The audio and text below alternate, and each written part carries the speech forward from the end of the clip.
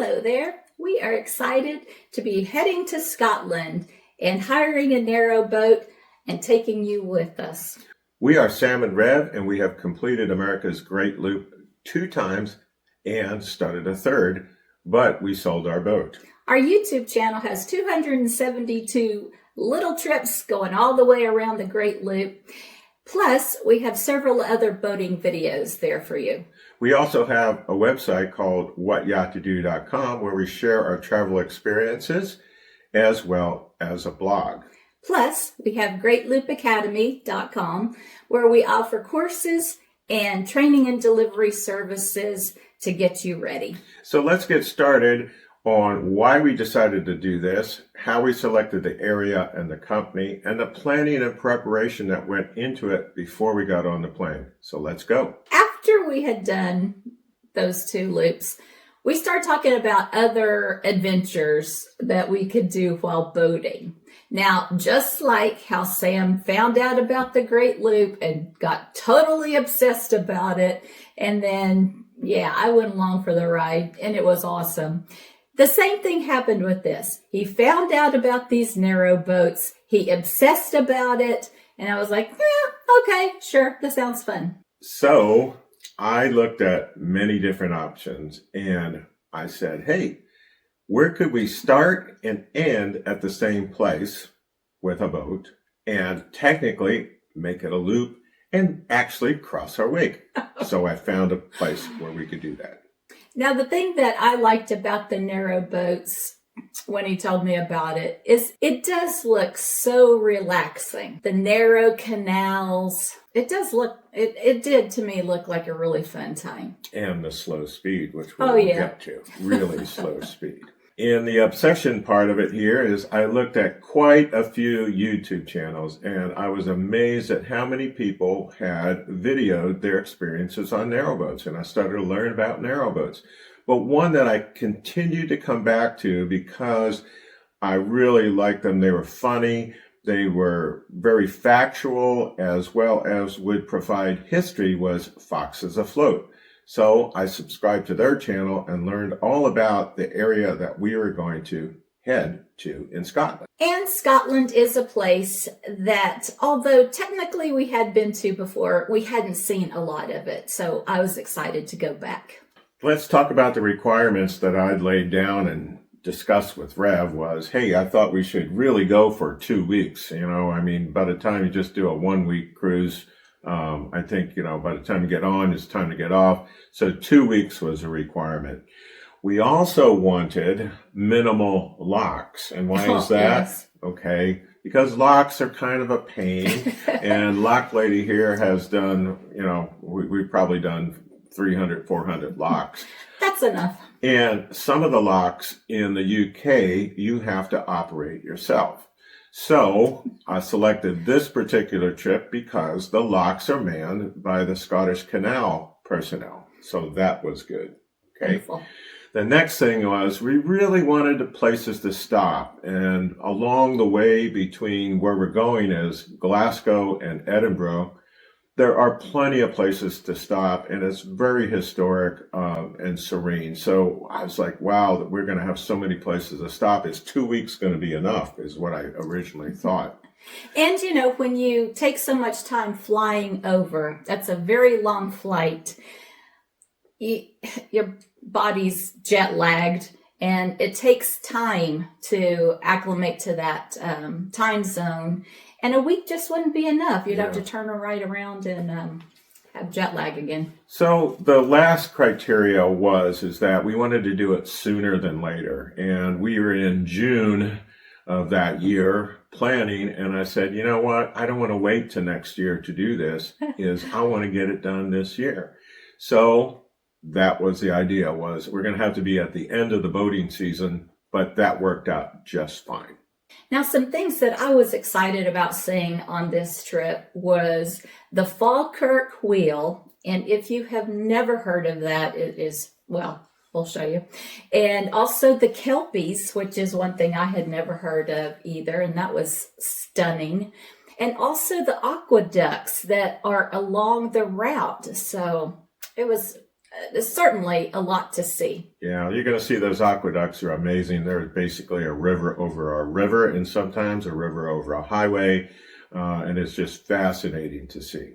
What we decided on was to fly into Glasgow, get an Uber to Falkirk, get a hotel in Falkirk, and then go eastbound out of Falkirk to Edinburgh. And along the way, there are plenty of places to see. There are just tons of places where you could pull over. And the great thing about it is that you really didn't have to plan to be at a marina. You could just almost pull over anywhere, and we'll show you how we did that. So we would go to Edinburgh, spend 2 days in Edinburgh, and then return to Falkirk, and then from there go to the Falkirk Wheel again and head westbound to Glasgow.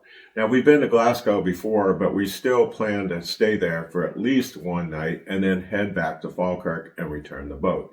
So that was the plan that we selected. Total, it was a distance of 120 miles. But you're going 2 to 3 miles an hour. You certainly have enough time to see all the sights. 4 miles an hour is the fastest that you can go, and that's a very nice slow pace. We were looking at a very slow trip, but an enjoyable trip. So the next question was what company to hire the Narrowboat from. And so it was a search on social media, websites, joined a couple Facebook groups in Scotland, got some input. People were very, very helpful. So soon I had more information than what I needed. So I did some more searching using the terms self-hire, self-charter, and one company stood out to me. And it was Black Prince. They had great reviews. They were very responsive. Sam had thousands of questions. I don't know if there were thousands of questions. It was. They were very responsive. And he keeps saying hire a boat. In the U.S., we would say rent a boat, but there you hire a boat. Yeah, and the other thing I liked about Black Prince, too, it seemed like they refreshed their boats on, a quicker tempo. So our boat that we were going to go on was only 2 to 3 years old, and it really showed in the reviews, and it also showed when we got there. So we ended up booking with Black Prince, and we were 3 months out from our cruise. We had booked it in June, and our cruise was going to start near the end of September and go into October. Now, we knew from the weather, and you can go anywhere in the world with the internet now and find out what the weather's going to be like there in the months that you're going to. So we checked that out, even though we knew it was going to be at the end of the boating season and be a little bit chilly. We reasoned that, hey, it would be a little less crowded, and in fact it was. Black Prince had a great map on their website during the booking process. But my question is, what could we leisurely do and make sure that we're going to have time to enjoy this in 2 weeks? So a detailed look at mile by mile on the map, and not just a map, but Aquamap. So I got myself a Samsung 9 FE Plus and the 12-inch screen and started using that. I downloaded the Aquamap. And so I took mile by mile and started doing the planning on that. So that led to more questions with Black Prince and eventually over to the Scottish Canal folks.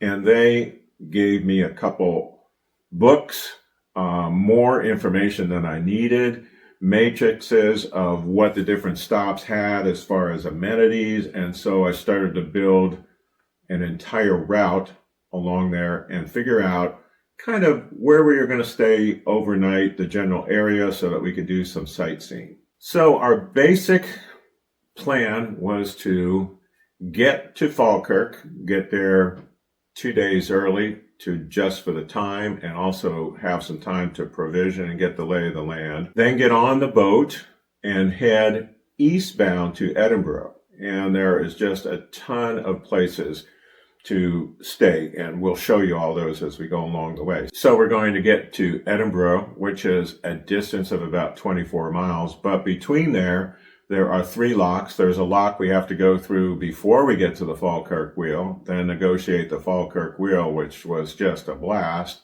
Go through 2 tunnels. Along the way, there were also 2 locks, but we really didn't have any bridges that had to be opened. So that looked like a great cruise to be able to go to Edinburgh. On the return, much the same, 32 miles back to Falkirk. Once we got to Falkirk, the plan was to go to the base, the higher base, refuel, pump out, and head westbound to Glasgow. Glasgow is a little bit shorter. It's about 24 miles, but they had a lot of reservations that needed to be made as far as the locks go. There were 4 locks, and I think there were about 4 bridges, and you had to make reservations with the Scottish Canal personnel to be able to operate those bridges.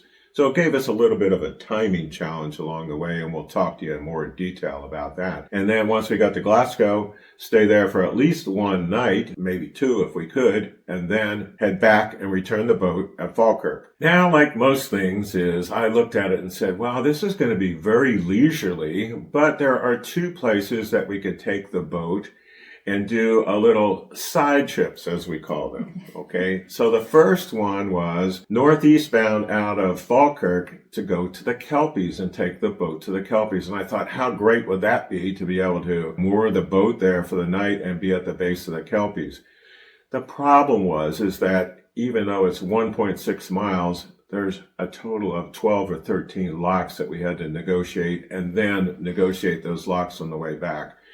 So Lock Lady was not happy about that, but as it worked out, there was low water in those areas predicted for our time and construction, so we ended up not doing that. But we did get to visit the Kelpies. On the other end, on the Glasgow end, is another side trip that was really intriguing to me, but it had 17 locks to negotiate up to Bowling, and then 17 locks on the way back. Now, that was a distance of 9 miles, but it's still kind of a workout. And the whole reason I wanted to do that is because I wanted to see and experience a drop lock, the Dalmore drop lock. And a drop lock is such that you're coming in at a certain level. There's a bridge there that they didn't want to make into a bridge that would raise up and down. So they drop you down, you go under the bridge, and then they raise you back up. So that drop lock was something I really wanted to experience. I had seen videos of it, and I thought that would be great. In negotiation with Lock Lady and also the Scottish Canals, they were really not available. We ended up not doing the 17 locks to Bowling and the 17 locks back to Glasgow. That would have taken really 2 days and a lot of energy out of our trip. So that's the plan. And so the next thing is to figure out how to prepare for it, how to pack. So during all this planning, I had to keep reminding Sam that this is supposed to be fun, right? Not a mission, because he tries to turn things into missions all the time. So the first thing was to find out what was actually on the boat when we pick it up. And they had a superb list of everything that was on the boat, all the way down to, dishes and glasses and wine glasses and everything that was there. The galley was really well equipped. We knew it was on the boat, and now the question is, well, what are we going to take? Okay, so the first thing is our headsets, our EarTech headsets, because hey, the boat, even though it's not as big as the Here's to Us that we took on the loop, it's still 53 feet long, and so I intend to be on the back with the tiller, and Rev is going to be on the front, and rather than shouting, the headsets were a great idea to take along. I would say that was the most important thing that we took. Yeah, it was just really great to be able to do that and talk to each other and go on these long stretches through the countryside. Right. We talked about everything. The next thing is I had a burgee made up with what yacht to do, because we intended to fly that and fly the what yacht to do burgee on the front of the boat, figure out what the wind was doing up there if Red wasn't up there. Drinking water is always a concern on a boat. So what we decided to do is went to Amazon and got 2 of these Brita filter water bottles. So we could fill the water bottle up with the tap water from the boat, and then as we drank it, it was filtered water. But we also got a Brita pitcher, so we would filter the water before we would use it with this pitcher. So I think ideally having both of those gave us peace of mind with drinking water on the boat. Yeah, because the pitcher was useful for making coffee and tea and those types of things, where the Brita water bottle was just for, use during the day. Yes. So clothing, he said the time we went, it was a little chilly and there was a rain chance on many days. So we did just like we do in the winter, layer t-shirts and then a long sleeve shirt over that and then maybe a jacket over that. But definitely I got to pull out my raincoat that was on the Here's To Us all the time, as well as rain boots. And I used these a lot when we were on that trip. Yeah, not only for the rain, but sometimes we were going to have to get off the boat on the shore where there's ground and rain and be able to moor the boat, drive stakes in, and we'll show you all about that, and moor the boat. So rain boots and boots for me were also important. Another thing that I found on Amazon was this backpack. I was very deliberate about putting things in it. I carried our snacks on the plane and also clothes, medicines, things like that. But this was my carry-on for the plane and very helpful. The perfect backpack, I would say. Another thing on the list of items that were on the boat, it said they had a torch. And so I was like, wow, I'm thinking like a tiki torch or something like that. And actually they call flashlights torches in the UK. But I had my own torch that I brought, which was something I got from Harbor Freight, an LED light. It was just really cool to be able to have that and charge it along the way and have that handy. As far as charging goes, we had to adapt to the UK standards. So we got little plugs like this where we could kind of go international and get into there. So you could find those on Amazon or whatever. This particular one is a Samsung plug. Right. But that really helped us. Because the hotel we stayed in, universal plug is a must. Right. As well as the boat. Did it have any U.S. plugs on it? No, it had no U.S. plugs on it, so we used that. Right. But it was very well equipped with USBs all over the place. Yes. It was really nice, one of the newer boats that was there. And the last thing is trying to figure out, hey, how are we going to communicate in the UK? And so we took a trip to both T-Mobile and Verizon, our two providers that we have for our phones, and tried to find out about international plans, and it's very confusing, so you'll want to make sure you understand that. And then we were advised that once we got to Scotland is to go to the Tesco, which is really their equivalent of Walmart, and get a what we call is a burner phone, something for there, so that we could talk to the Scottish Canal people and make reservations at restaurants. And they don't call them reservations, they call them bookings. Do you have a booking?